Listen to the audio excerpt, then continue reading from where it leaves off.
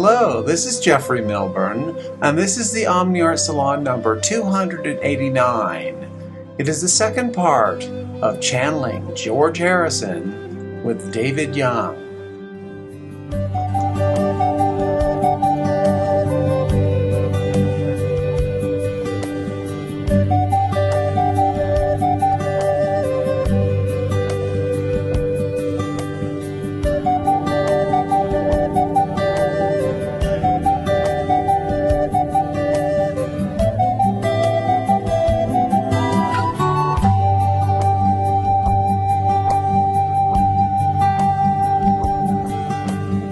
So we've been talking about this amazing expansion in our culture worldwide, and of course, I don't know, you probably don't know this, but on the Omni Art Salon, I've had people on speaking about crop circles, and these are the top experts too, not just, some off-the-wall person, but people who have been doing huge research, crop circles. There's people talking about pyramid energetics.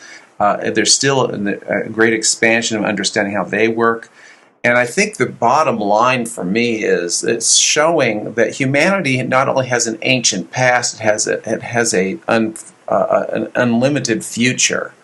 And so, if you look at it from time and space, we're sitting here in 2014 here on June 19th, and we're working with this unfoldment of awareness. I mean, that's how I see it. And it's coming in multiple layers, and that's why I thought your story about George Harrison working through you. There was a man I had on a few years ago, Joshua Green, who's written a book on George Harrison. And he what does. Kind of book was that? Well, he was just kind of re-explaining George's life, and he had a whole presentation he did at the International Conference on Science and Consciousness here in Santa Fe. And he did a stage presentation where he plays the music, and he has sort of like a monologue, and it was really quite wonderful. So, so I find it really interesting that you talk about a soul group, and it sounds to me like it came through to you that you were a part of a larger soul group impetus, bringing this information through. George made it completely clear that I was part. That we were in the same soul group. Mm-hmm. And, one of the unique things is that after I had that initial, my first experience where I met somebody who was a channeler 3 years into my experience, and so because of that, I was finally ready to actually try talking to a channeler. But once I had that first experience, over the following 3 months, I spoke with 6 other people who did channelers. It was just like everywhere I went, I would happen to meet somebody, through some synchronicity who was a channeler. And so I would say, George Harrison has been communicating with me, and he's been involved in my life, for the last 3 years. Why don't you see what he says to you, through you, to me? And the first thing he always said through every single of those 6 people, random 6 people, was that we were in the same soul group, and that I was doing a good job documenting all this stuff, Did it scare you at first to think that you'd be perceived as being a little out there, bringing this kind of information forth?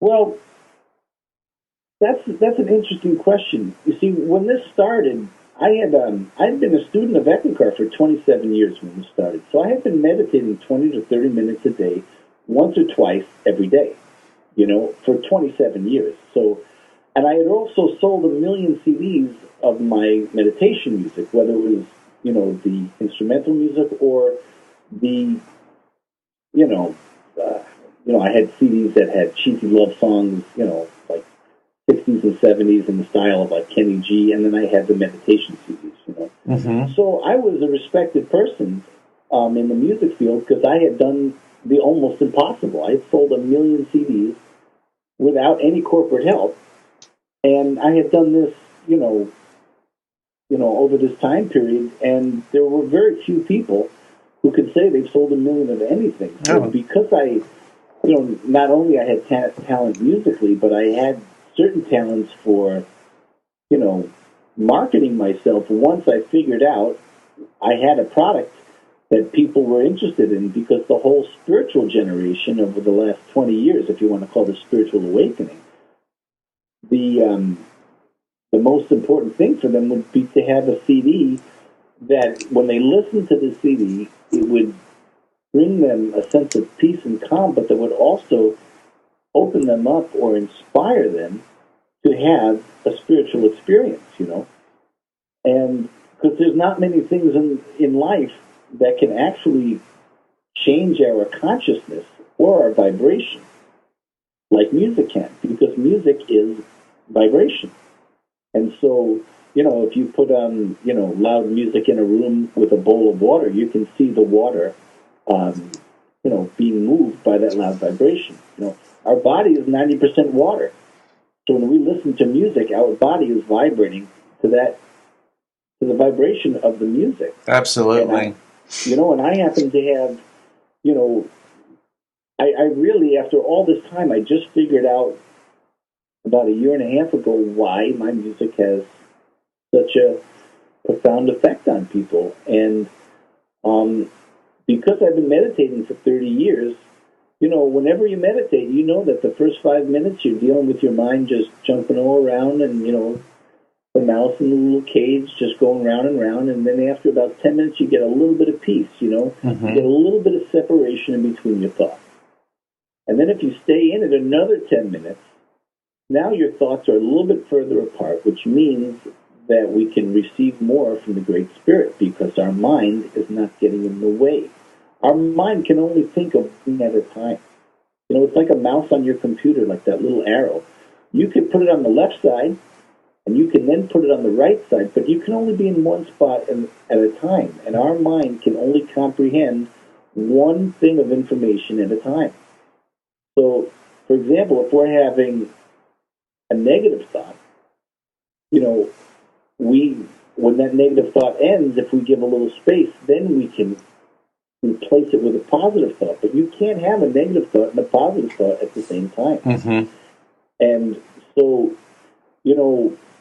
my music had this way because of my meditation. If I was meditating for 20 to 30 minutes a day, I knew that feeling, that deep spiritual feeling that if I say it's a buzz, I don't mean it's a buzz like you get from a beer or anything like that. It's like when you've been meditating for 25, 30 minutes, you feel that peace. It's powerful. Mm-hmm. And, and so when I was making my CDs, my meditation CDs, I wouldn't quit until my music gave me that same spiritual buzz that I was getting from my meditation after 25 or 30 minutes, And so now when people listen to my CDs, when if you sit down in a quiet place, you close your eyes, you're going to feel something. You're going to feel some peace right after a minute of this thing because the vibration of the music is from that peaceful spiritual place. Right. And as far as I know, from all of the letters and emails, the beautiful things that people send to me, there are many people who believe that I have the most spiritual music on this planet because it opens them up spiritually and they have a profound number of spiritual experiences while they're listening to my music. And I've had people ask me this for years. There are spas and massage therapists and Reiki practitioners that have been using my music for 5 or 8 hours a day for 15 years. That's a lot of time to be listening to some one person's music, But they feel that there's a spiritual vibration in it that they just don't want to listen to anything else because they want to keep that uplifting vibration in their home, whether it's, for late night making love with their wife or something, or whether it's for meditation, that spiritual buzz, that's love, and what can you say? It's a beautiful thing. I get to do something that I love so much and that has such a beautiful effect on people and, opens people up to having out-of-body experiences or just inner peace or, brings them solace if they're having a really hard day, I'm not surprised. As we know, we both have studied the same spiritual path. The whole universe is made of sound and light. So sound is a key element to manifestation. It's the energy signature, if you will, of every level of the elementals in the physical world. Not to mention that it's also tied in with consciousness and awareness and fields of experience. So I concur, and of course, a lot of people may not know this, but the theme music from the Omni Art Salon is one of your pieces, which is a dance of the hue. Sorry. Oh. Go ahead. I just made a silly joke. I didn't really need to do that. And I probably obliterate it. You may need to repeat it, or no one's going to get it. Oh yeah, I said, well, I always thought you had great taste in music. Well, I concur completely on what people are saying about your music. In fact, I have on my iPod in the car, I just put on David Young and just let it go. And I end up doing meditation when I make long drives, and it's really quite it's definitely tuned into a particular consciousness field. So what's interesting to me is that your new music that you've been channeling from George Harrison, I haven't heard a lot of it, but how would you describe the difference in what's coming out now as compared to your old instrumental double recorder music? Well, the vocal music is, it's like acoustic pop, rock, or, whatever you would call music that's upbeat, that's not really heavy metal, but that's upbeat. That's like the way the Beatles were. But there's another style of music that George created with me that we actually started a whole new genre of music, and it's been so well, because there's nothing like it on the planet. I was going through like this terrible time in my life because, I had ended a 9-year relationship. I had adopted my ex's 2 daughters. They lived in my house with me for 9 years. And, we were family and all of this stuff and a foreclosure and everything was like happening at one time. And I was, it was terrible. It was a giant shift. And so what I started to do is I started to make affirmations like I had done earlier in my life. And my affirmation that I wrote on a little Post-it note was, my mind is clear, my mind is calm, because I was living with the opposite of that. So I was trying to build up, my mind is clear, my mind is calm, so this way I would convince myself that I was going to be able to live through this terrible shift in my life, And what happened, because I'm musical, I started singing that affirmation to myself. So instead of just speaking, my mind is clear, my mind is calm, because I naturally am a songwriter, I eventually started singing like, my mind is clear, my mind is calm, my mind is clear, my mind is clear, my mind is calm, my mind is clear. And so I decided that I would make a CD of me singing that to myself with like new age music in the background, and my voice blended in almost subliminally. So this way it wasn't loud, but it was part of the music, like kind of like the way Enya's voice is part of the music, And I found that when I listened to that CD, my mind would get so in this track of, after a while, singing along with that while I was singing to myself that my mind is clear, my mind is calm, I would forget the stress and the anxiety that I had in my life, because our mind can only think about one thing at a time. Mm. And so I really had no idea that George was behind this, because I later found out, years after I started making those CDs, that he had done this HBO special, and in the second part of the HBO special, it's two-hour, DVD segments. In the second half of it, he talks about mantras and how important mantras are, and because he studied Hinduism, the Hindu mantras are thousands of years old, and the whole reason for those mantras is that the spiritual people thousands of years ago realized that there was a connection between words and music. They didn't know the science behind it, but the science behind it actually is that the words are stored in the right side of our brain. It's kind of near our right ear. And the music, or the melodies, are stored in the left side of the brain, in the top side of your head on the left side. And so when you have words that are attached to a melody, it kind of aligns your left brain and your right brain to be focusing on the same thing at the same time, and it's 10 times as powerful as the words by themselves. And that's why you can have somebody who has Alzheimer's disease, who can't remember their own name or their wife's name, but they can sing Amazing Grace from the beginning to the end of the song. That's 100 words, and the reason why they can remember that is because those 100 words are aligned with a melody. Once that melody is in your head, the words are attached to the melody, and it never goes away. I mean, I saw something on YouTube with some guy in an old age home. He was a black man, about 75 years old. He was incoherent, but they would put on music of one of his favorite songs from 40 years ago, and this guy would go from being like a vegetable to he was singing the whole song. And he didn't know his name. He didn't know his family's name.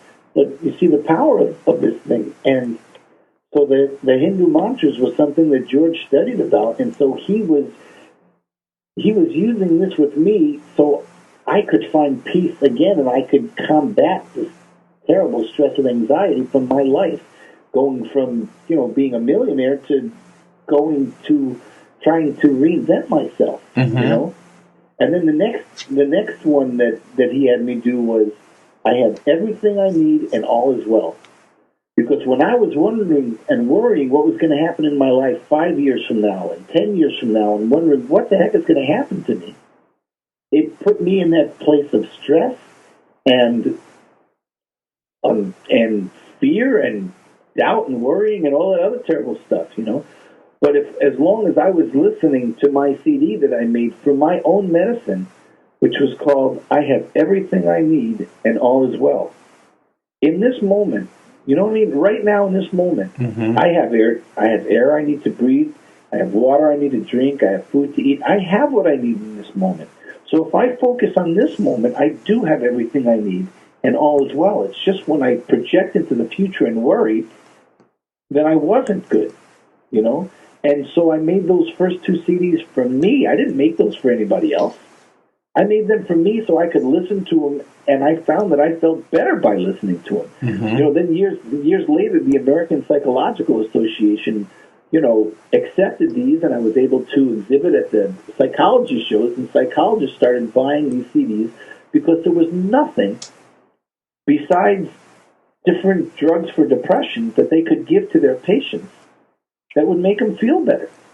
Wow.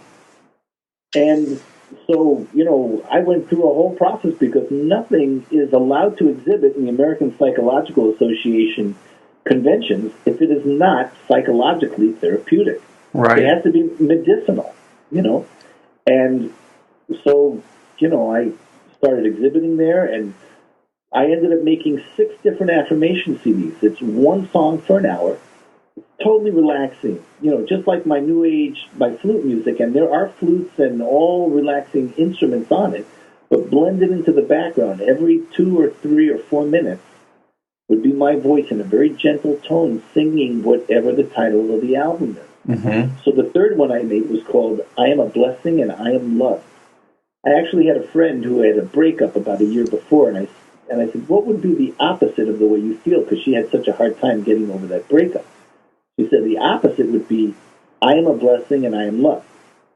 I knew right in that moment that I was supposed to make an affirmation CD, a musical affirmation CD, and that was the line. That was the mantra. There are people who buy I am a blessing and I am loved, and they don't even take it out of their stereo for 2 weeks because they don't want to take it out of their stereo because it makes them feel good about themselves. After a while, after 15 minutes of listening to this, your mind naturally things along, whether you realize it or not. You can't think about the words "Let It Be" within a second, thinking of Paul McCartney's voice singing the melody of "Let It Be." Right. because those words of "Let It Be" are attached to that melody. It's ingrained in our mind, and it's going to be there forever. So I found George was guiding me to make these things to actually help people heal, because so many people were going through so many different things in that giant shift that happened, you know? Mm-hmm. Yeah, it's almost like our generation needs to get in tune with constantly being in our body in a balanced way. And that's the opposite of what Western culture has done to us. It's a very mental culture. It's all about, even the global climate change issue. Everything's about the future of disaster. I think very little time is spent on getting people to be in their body now and be working with the miracle of moment by moment choice. And it's amazing. Now, are these? I'm also very intrigued by the idea that the lyric has to have a melody. In other words, a lot of CDs, they have the music background and they have someone speaking affirmations or whatever. It's just not the same, though.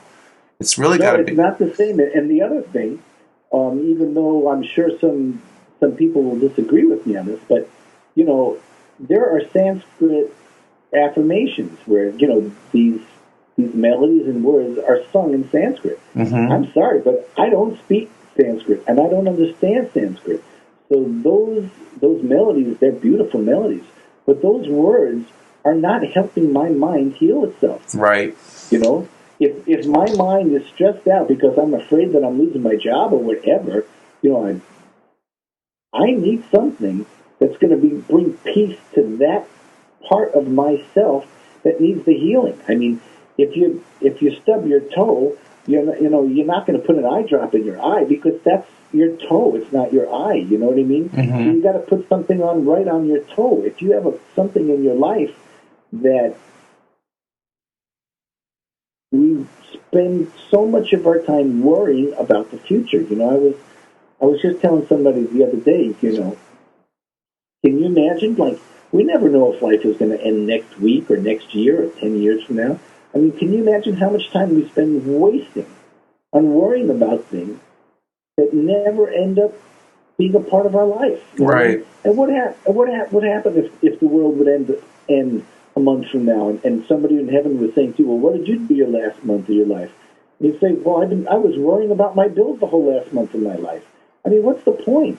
We got to find things that bring us peace and joy and happiness so we can enjoy this life. And it just so happens that music is one of those things that brings us peace and it brings us joy. And it can calm us down when it doesn't seem like anything else in the world can calm us down. Mm-hmm. So now these affirmation CDs are different, though, than some of the newer music that you've been writing with George's influence. Is that correct? Completely different, because the musical affirmations are one song for an hour. Mm-hmm. And where the songs that, if you want to call it the acoustic rock music that George and I worked on, those are pop songs that are 3 or 4 minutes. So would you say it's more entertainment value for the person listening then, or something just to celebrate with? Yeah, for sure. One of the things that's always that George has made clear is that the reason why he's doing that, if you want to call it the acoustic rock or pop music, contemporary music, is because he wants to be able to reach different people through the different styles of music I play. I mean, I have classical CDs, I have Christmas CDs, I have meditation CDs, I have romantic love song CDs, I have different kinds of music, so this way he can use my music because it's our music. There's got to be 7 or 8 CDs that we've created together over the last 4 years. That's really our music. I mean, we make it together. When I listen to these CDs afterwards, I think that guitar sounds more like George playing than me. And that's cool with me. I think it's, he had really, he brings great things to it. I mean, what can you say? I mean, his talent for melody and making things memorable, he's really great at that. And so benefits me to have him be like my songwriting partner, and we are songwriting partners. We create this stuff together. It's beautiful. I get. I mean, there are some times that I listen back to things that I've recorded, especially with the guitar, that I don't remember playing them at all. And so in times like that, I know he's really coming through, and I'm good with it. I'm totally fine sharing my physical, that his soul and my soul use my physical to manifest and create these things, and I'm good with it, because he's just such a beautiful person. He's such a godly person, Of course, I'd be willing to share that with him, Has anybody from the Harrison family contacted you or talked to you ever since you've put out the book and released all this information? Well, the book just came out really just a couple of weeks ago, in the stores, and it's out available, for purchase. And I have to say, I'm really looking forward to connecting with his wife Olivia or his son Danny, because anything that I've ever read from either one of them, they sound like they're such spiritual people, insightful, deep people, and I know I would love connecting with them, just because. And I'm sure that George has been connecting with them anyway. I meet so many people. I mean, I'm counting it now. I met the 9th person in the last 5 months yesterday who told me about an experience that they were having with George Harrison. And I'm keeping track of it, and I'm going to put these people in book 2, just because. And I talked to George about it, and he, he had this enlightenment, and he wants to continue bringing peace and love and understanding to the planet, to whoever is open to it, And, whether a person, sings and plays guitar or whatever they do, that doesn't matter. I mean, he just has this ability of communicating with people, and it's beautiful. It's beautiful because it takes, if you think about it, that proves that there's life after this life. Oh, absolutely. And who doesn't want to think that, Well, I think that the people who are most resistant to consciousness in that realm are usually looking at the physical world and seeing no proof, and they haven't really opened up to the 90% of who they really are, which is the inner self. And I had one time I was talking to a scientist, and he said, he didn't believe in UFOs, he didn't believe in all these things. I said, well, let me ask you a question. I said, do you love your wife? And he goes, of course. And I said, well, how do you know? How do you know you love her? And he goes, well, I just know. I said, well, how do you know that? It's invisible. You can't prove it to me other than your words. And it was really interesting. He got kind of I saw him get a faraway look in his eye, and all of a sudden, like a light bulb went off. I said, that's 90% of human experience. It's invisible. Absolutely. I love your analogy of that thing. When you think about it, we have a certain respect for scientists and the educated people of society. So look at it like this. 500 years ago, all the scientists and all the educated people in society believed that the world was flat. It's true.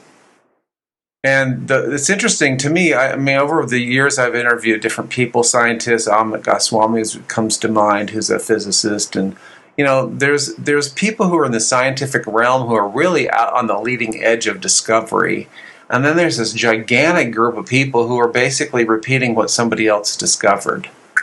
Yeah. And to me, true science and consciousness and spirituality are very similar, because they're working with the unfolding truth of the universe.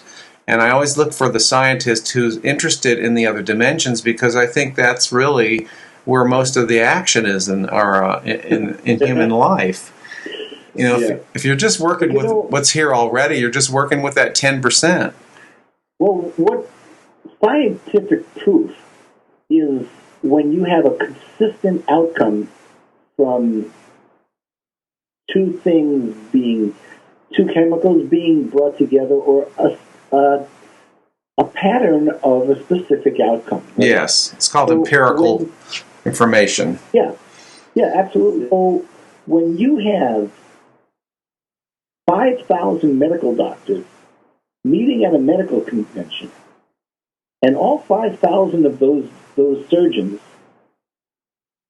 are telling their story, that most of the patients that they have, before they got hurt in that terrible car accident, their patients have told them that they were instantly outside their body. They found themselves flying down this tunnel, flying through this tunnel. There was a light at the end of the tunnel. And when they got to the light at the end of this tunnel, there was this intense light and this incredible peace. Now, if 5,000 doctors each have 20 patients a week telling them this, that's a lot of people every week who are experiencing that they are something other than their physical self. Right. And that's the era we live in. This is a new language, and I think that's why our culture is kind of combustive right now. I mean, there's so much going on, so much information's coming in. The internet has exploded knowledge because everyone across the planet can share instantly now. Yeah. I think it's very, very remarkable and perfect that when Steve Jobs was breathing his last breath, many people witnessed this, his family standing by. He just looked past everyone and went, oh, wow, oh, wow, oh, wow, and then he was gone. I mean, this is a guy, talk about science and technology. He was the leader in that area with the Apple computer and all their amazing products.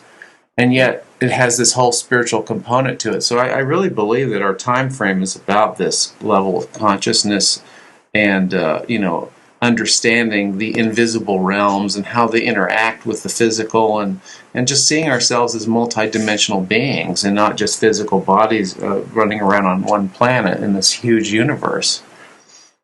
Yeah, I totally agree with you. And like I was saying earlier in the interview, I had no idea that this thing was going to go to the places that it's gone. Because my mom used to tell me that she felt my grandmother's presence all the time. Mm-hmm. And because I had never had an experience with that went in one ear, out the other ear. I never gave it one moment of thought, But it wasn't until after I started having these experiences with George that I'm thinking, well, maybe my mom was onto something. Mm-hmm. Maybe, and there are so many people who, like when I do my events, I ask the audience, how many people in the audience feel the love and the presence of one of your loved ones who's not alive anymore? Half the audience raises their hand. Mm-hmm. That means that half of the world is having experiences and feel a love and a connection with somebody who's not alive physically anymore. But years go by and they still feel that connection, I don't think science, once somebody has an experience like that, reconnecting with somebody who they loved, it doesn't matter what science says. Science said the world was flat, and people still went out in the ocean and tried to find the other side, you know what I mean, and try to, find land again, Once you have an experience like that, nobody is ever going to convince you, no matter how powerful they are. No, you know what I'm saying? Yes. Those things change people forever. So here we are. It's June. You got this book out on the market. The information is out there. What's your next step? What are you going to be doing next? Well, basically, my publisher had to put a cutoff date in, I think it was in October, for book one to be done. So this way it could be out and on the market by May, which just passed, just because it takes time for all the magazines and to all do that stuff inside, for them to do the stuff inside the publishing business that takes time. But what happened at that point was my experiences had accelerated, and they were happening once, twice a day, 3 times a day. I mean, It was incredible. People who were working with me started experiencing George popping up in their life because they were trying to help me. And so these experiences they never ended. And my publisher said, look, everything after this certain point will go into book 2. And so right now I am actually working on trying to finish up book 2 because I have you got to look at it like this. In the last 8 months, if I have, let's say, 3 stories a week that, like 3 chapters a week that I have written up and, copied my closest friends on and stuff like that, and 8 months, 4 weeks, 30, that means I've got I have enough for more than a book already. You know what I mean? Because that's, I think I've got 60 chapters or something. Who has a book with 60 chapters in it, So book 2, I'm working on finishing this right now. And, that's, I have to say that in the last 6 months, really the last 8 months since that whole experience in Hawaii, this whole thing has taken on such, it's gone to places that I never dreamed of. George has brought people in who are involved with this now that I never dreamed of. And, you'll read about all those things in book 2, but this thing has blown my mind completely. I started off, not believing in channeling, being afraid of ghosts, and not really being a Beatles fan because I was too young for it. And my reality, the things that I used to think of as, I don't want to say crazy thoughts because there's a negative connotation with the word crazy thoughts, but, we have these inklings, we have these ideas, and it's like, God, I don't even feel like I should tell anybody some of these thoughts that I'm having, you know what I mean? Because they're so out there. But then a month later, that crazy thought, that inkling, is a reality in my life. It's manifested, and so my reality has become surreal because there is nothing that's weird for me anymore. Because the whole thing got so weird a couple of years ago, I never could have dreamed it would get to this point of synchronicity or miraculous things. But we all have the capability of connecting with our spirit guides or our loved ones, and to open our heart and our mind to these things. I think is the most beneficial thing we can do to ourselves, because as long as we keep our minds closed, we're not letting ourselves advance really spiritually. It's only when we open our mind and say, okay, Spirit, guide me in this, that we can really take new steps into becoming new people, and then, for the consciousness of everybody to eventually catch on with this stuff where it's mainstream, Can you imagine 40 years ago thinking that there were 20 million Americans doing yoga? There's a yoga center on every single street in Manhattan now. You've got a pizza store, a bagel store, a pharmacy, and a yoga store. You know what I mean? Whoever would have dreamed of that? Whoever would have dreamed to think that people would be talking about life after this life without being judged? Right. The most popular books on the bestseller list are all the books about life after this life, written by doctors who are proving it to people that these experiences are real, because thousands and thousands of people are having the same kind of experiences. I think the long-term effect of this also is that it makes us more present in our physical life. One of the things, the tenets of a Judeo-Christian background is that you go to heaven. There's one life, then you go to heaven or hell, I guess, depending on what you've done. Yeah, and so they live in a postponement consciousness, meaning, well, this life doesn't matter. I'm going to go to heaven. That's where it's all going to be happening. And I think that when people realize that it's all interconnected, that they can be more present in their life, and we can actually transform the way we live here right now with our culture, the way we treat each other, the whole thing, that we can actually bring, which is the last line of the Lord's Prayer, thy will be done on earth as it is in heaven. Yeah. So I feel like it's like bringing in a whole new state of consciousness, and that maybe that's what the the Mayan prophecy was really all about. It made me think of that song when you were talking about that. It's the end of the world as we know it. Yeah, right. And it's a great song. It's really fun, and it also tells the truth that consciousness, once you've gone through something, and you've ingested it and it's become a part of you, you move on to the next stage of awareness, which is usually a larger understanding of life. And I feel like that this really fits into what I've been observing going on all over the country and all over the world, for that matter. That people are becoming more and more aware of themselves as multidimensional beings, that they are eternal, and that's it. Yes. That's really that's the basis of it. And I have to tell you that last night I had an experience where I was playing music at this in this meditation group. And are you there? Can you? Yeah, absolutely. Okay. And if I am pumped up today in this interview,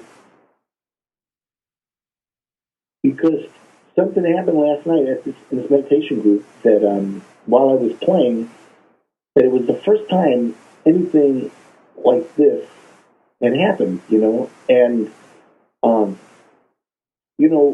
remember how before we were talking about, or I was talking about saying, we talked about how similar the people who were the original inspiration for these different religions and what their message was, Mm-hmm.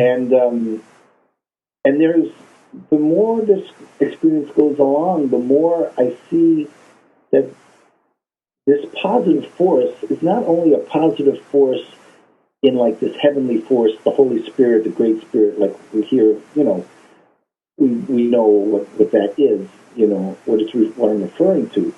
But it's my experience now that there's a connectivity between the positive people who have had a positive influence on our planet through their message.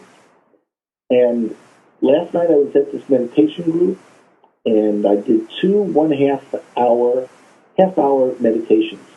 No talking, because, when I do these different events, sometimes I speak and everything. Mm-hmm. I didn't tell any stories or anything. All I did is I played the flute for a half hour, and then we took a break to talk about the experiences that people had.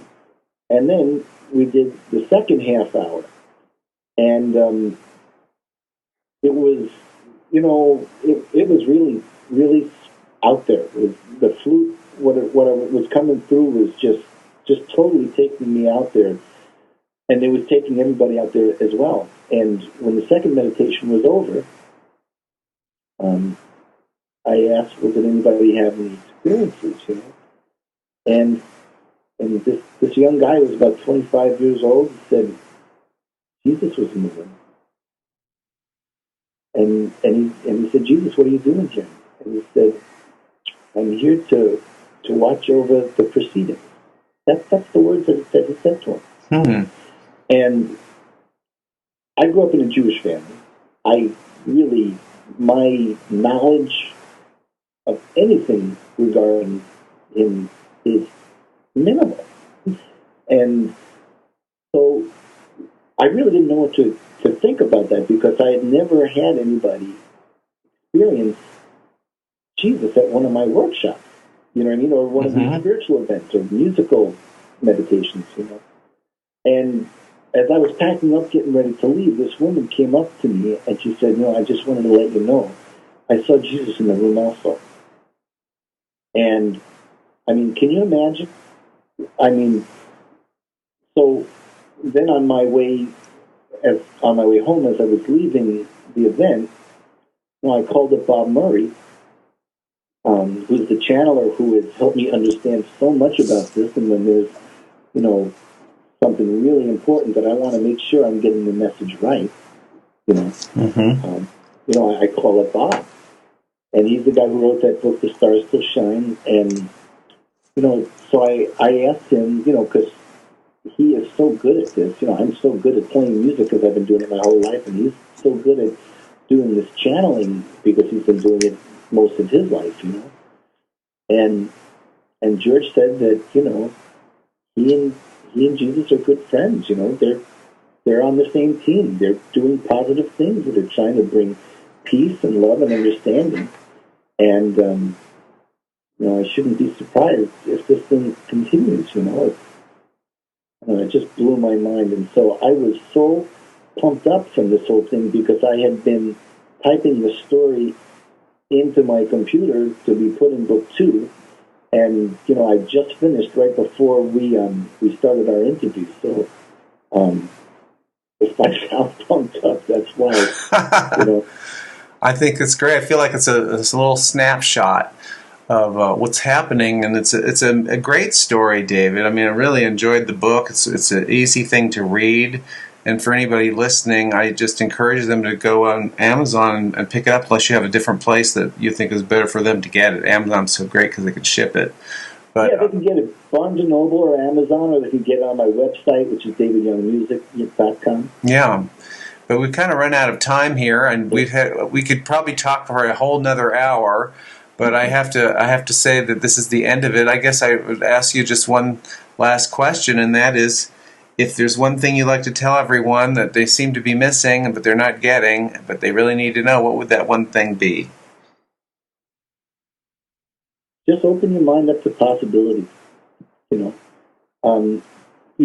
you're going to start like a little meditation or a prayer, start it out with, is it possible for me to experience this? Is it possible? Because that makes a little bit of an opening, in our mind to expand a little bit for something that's only going to make us happier and bring us more joy and more love and more peace. And just try to open your mind, because,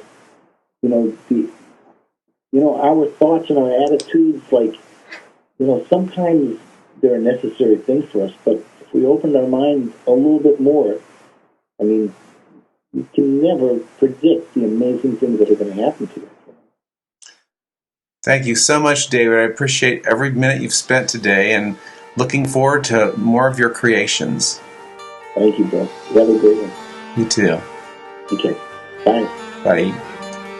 When everything started at the beginning, no one had less and no one had more. We've been running a race that no one's been winning. Peace is something worth striving for. There comes a time when the world is a calling, and all our people recognize we are one. This is the time, and I hear it calling, ever and ever, forever one, forever one.